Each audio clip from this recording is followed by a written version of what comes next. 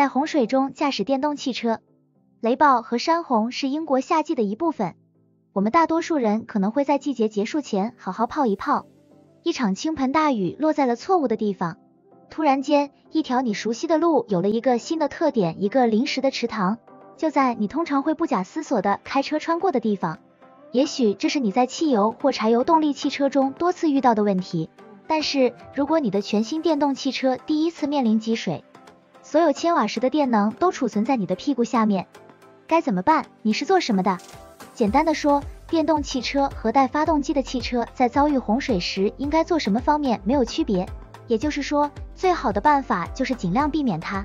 但是如果你只是必须努力通过，通常的注意事项适用。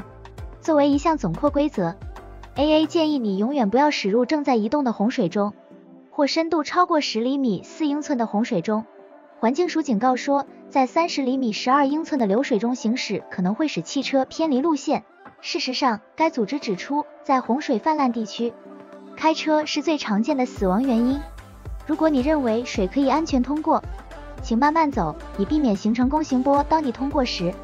水在车头处形成的波浪放慢行驶速度，也会降低车轮与道路和水上飞机失去接触的可能性，也意味着你不会将水溅到人行道上或溅到行人身上。电动汽车的设计和测试与燃烧汽车一样，都是为了避免水损害，而且在允许销售之前，它们必须符合一套严格的安全标准。因此，汽车的设计是为了确保电气系统得到正确的防水保护。在一些电动汽车中，通常是由燃烧动力车型改装而成的汽车，电池会沿着传输通道的脊椎向下运行，或者可能在后座下面将电源放在汽车内，远离地板。但许多专门制造的电动汽车都是在汽车地板上运行电池，有些甚至将其用作结构部件。然而，电池组的外部是电隔离的。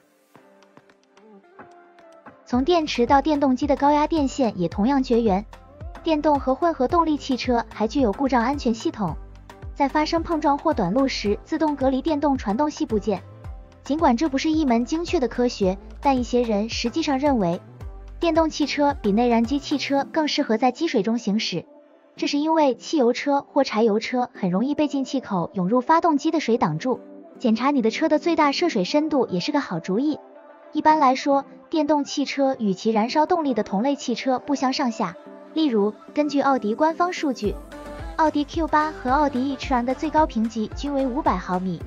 但每辆车的情况各不相同。我能在雨中、洪水中给电动汽车充电吗？简单的回答，是的，但有一件事你可能不应该做。无论天气如何，插入壁柜或合适的充电点都是完全安全的。然而，如果你在家里和外面使用多插座延长线，通过家用3针插头为电动汽车充电，那么在潮湿的天气里把延长线放在外面显然不是一个明智的主意。根据电气安全第一组织的数据，超过一半的使用延长线充电的电动汽车司机在下雨时让延长线一直开到自己的车上。安全慈善机构建议，如果你在万不得已的情况下确实需要从家里铺设线路，那么户外卷轴电缆更合适。